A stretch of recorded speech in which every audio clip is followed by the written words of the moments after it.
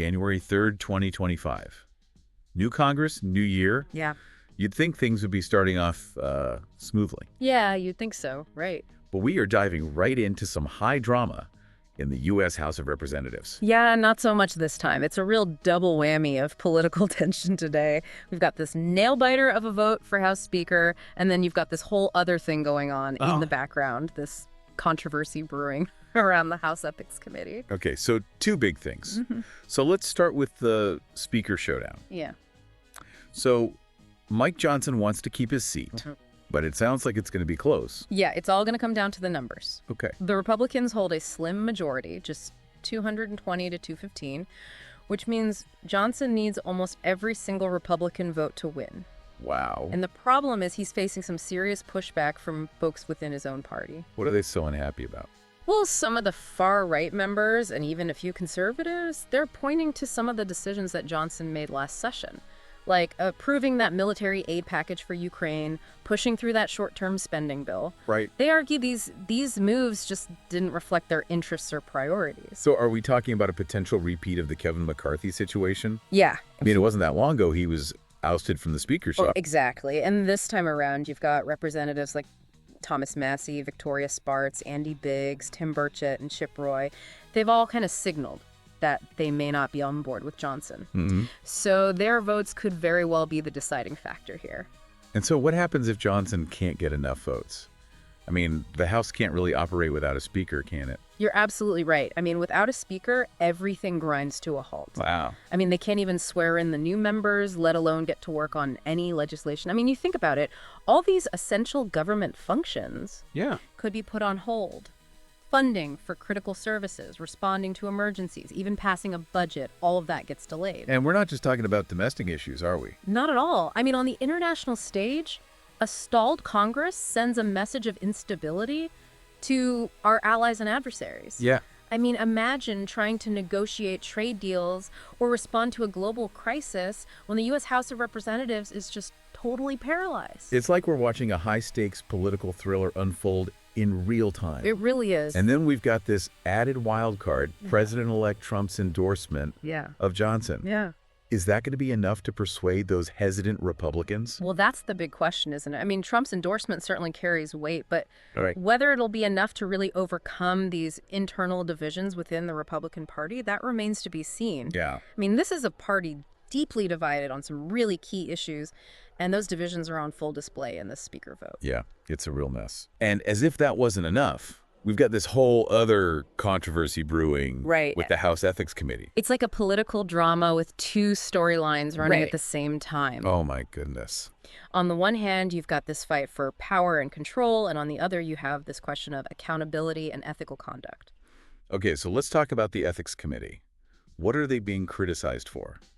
Well, the committee is supposed to uphold ethical standards for all the House members. Right. But critics argue they haven't really been doing their job effectively. Some are even calling it the New Year's Eve ethics massacre. Oh, wow. It's a bit dramatic, Yeah. but I think it really captures the sentiment out there. Okay, so I'm intrigued. So what exactly happened on New Year's Eve?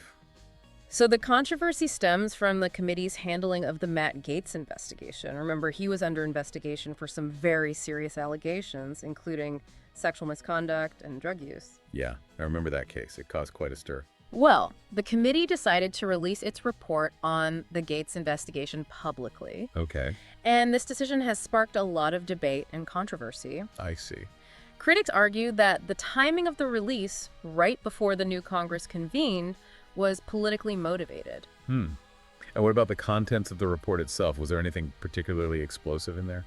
Well, the report details the allegations against Gaetz and the evidence the committee gathered. Right. But it ultimately stopped short of actually recommending any specific disciplinary actions. Oh, wow. And this has led some people to accuse the committee of going soft on Gaetz, Okay. especially considering the seriousness of the allegations. Yeah, so it sounds like there's a lot of disagreement about whether the committee did the right thing. Exactly. And this disagreement isn't just coming from outside observers. You know, there were divisions within the committee itself, Oh, really? with members crossing party lines in their votes and opinions on the Gaetz case. Huh. This internal conflict reflects the broader partisan divide that's really gripped Congress. and makes it even more difficult to address these issues of ethical conduct in a fair and impartial manner. It's frustrating because the Ethics Committee is supposed to be above partisan politics. Right. They're meant to hold everyone accountable regardless of party affiliation.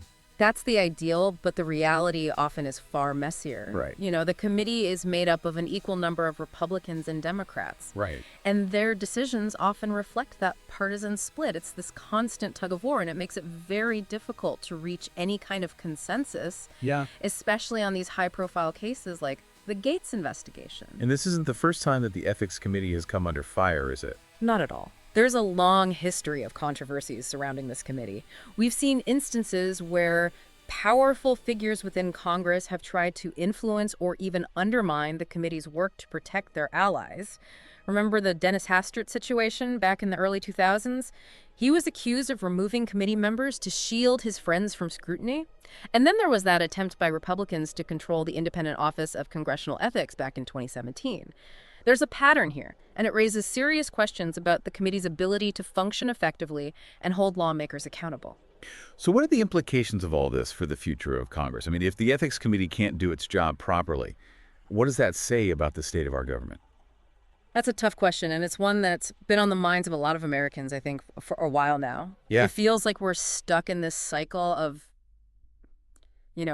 scandal and gridlock. Right. And it feels like it's eroding public trust in our institutions. Yeah, that's a very real concern. And when people lose faith in the system's ability to police itself and to hold its members accountable, it can have a ripple effect throughout society. Right. It can lead to cynicism and apathy and even just disengagement from the political process altogether. So are we headed toward a crisis of confidence in Congress? I think it's fair to say that we're already kind of in the midst of one. Wow. The events of today, the speakership battle and the ethics committee controversy are just the latest chapters in a very long saga of dysfunction and distrust. And what about the impact on our democracy?